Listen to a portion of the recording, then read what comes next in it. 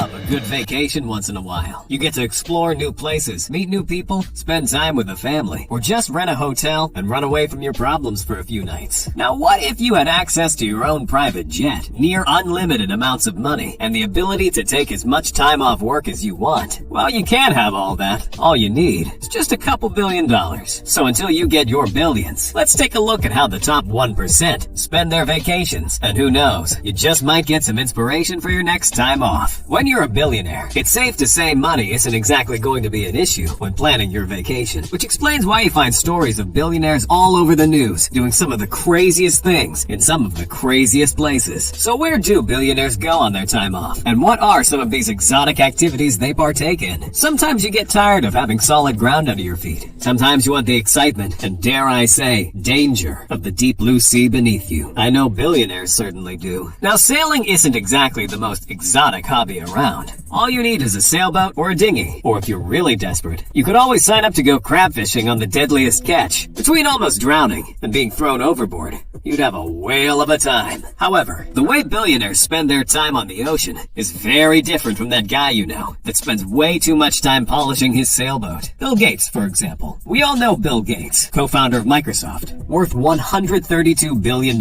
He loves to keep things relatively low-key. He apparently used to work 80 to 120-hour weeks, including weekends. Suffice to say, he knows exactly what it means to work hard and vacation hard as well. He rented a $330 million super yacht to vacation on with his family off the coast of Sardinia, Italy. This yacht was 450 feet long. It had 12 staterooms and 7 decks. I mean, if you're going sailing with the family, might as well do it in style. Another billionaire that shares a passion for unwinding in the middle of the great big blue is Jeff Bezos. We all know about his purchase of a $500 million super yacht so massive, it needs its own smaller yacht. I mean, when you're a billionaire worth $190 billion, you could get an entire fleet of yachts to follow you around if you want. After getting back on the dating market, post his divorce with Mackenzie Scott in 2019, his vacations on the water are a lot less about unwinding and more partying like you're on a massive yacht in the middle of the ocean. He was recently pictured partying on a $590 million super yacht with his girlfriend Lauren Sanchez. The yacht belonged to David Geffen, another billionaire that appreciates the fine art of partying like crazy on a yacht. Billionaires don't just throw yacht parties at any old location. They find somewhere suitably luxurious and exclusive. And where better to host a yacht party than in the Caribbean? The Bahamas, to be exact, has become quite the location for some of the sickest yacht parties. Can't blame them either. If everybody had access to a massive sailing ship,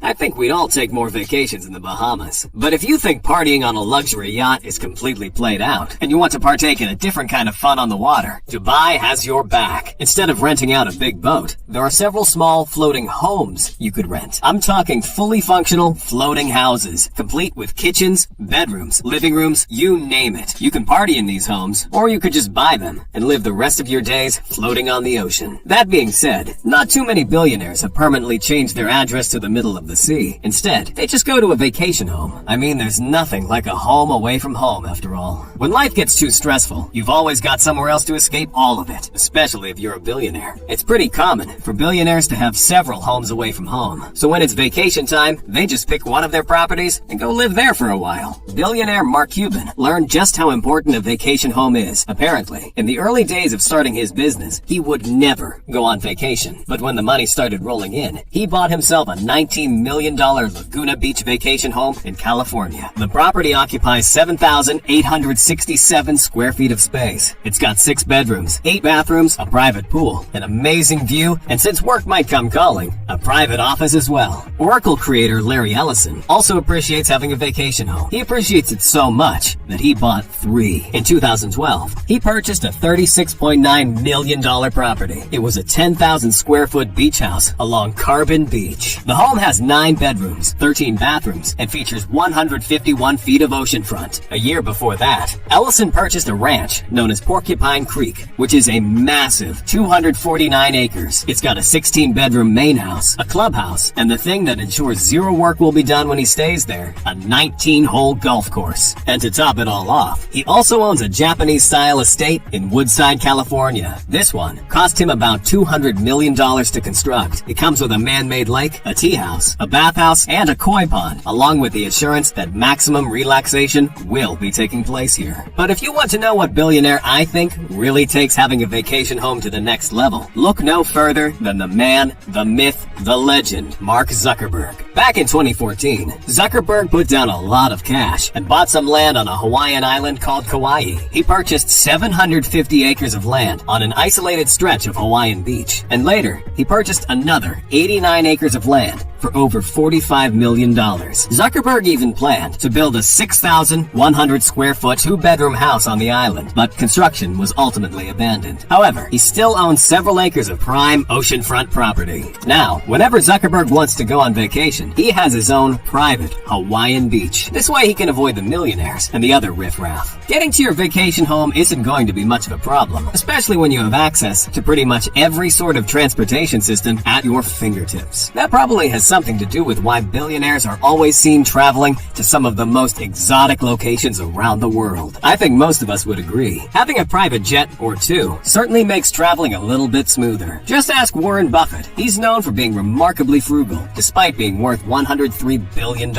In fact, he even criticized companies that splurge on private jets. But after realizing how convenient they are, he bought himself his very own. He then went ahead to acquire NetJets, the world's largest private jet company. Now that's what I call really appreciating private jets. Recently, Kylie Jenner, the former youngest billionaire in the world, was seen globetrotting on vacation. Kylie and her sister Kendall were seen in Mexico along with some friends. They stayed at a $7.5 million property in Costa Correas. Even when the world was on lockdown, the sisters were seen vacationing in Aspen, Colorado back in 2020, which shouldn't be much of a surprise. If you ever bothered keeping up with the Kardashians, you'd know they travel to all sorts of epic locations. There's also Jay-Z and Beyonce. Jay-Z didn't exactly live the most normal life before becoming the first rapper billionaire. That's just what happens when you're rich and famous. But when the money rolled in, he took luxury vacationing to the next level. And if there's one thing Jay-Z and Beyonce know how to do, other than being everyone's favorite couple, that is, it's vacation in style. When they aren't chartering a 350-foot-long Benetti-built super yacht, they're flying around the world. They took their daughter, Blue Ivy, on a trip through their favorite parts of Europe, traveling in style through Italy, and going to see the Eiffel Tower in Paris. Not just that, they've been all over the world. They've traveled to the Dominican Republic, spent some time on the sandy beaches of Hawaii, and ridden motorcycles through Thailand. You probably get why I say they know how to vacation now, don't you?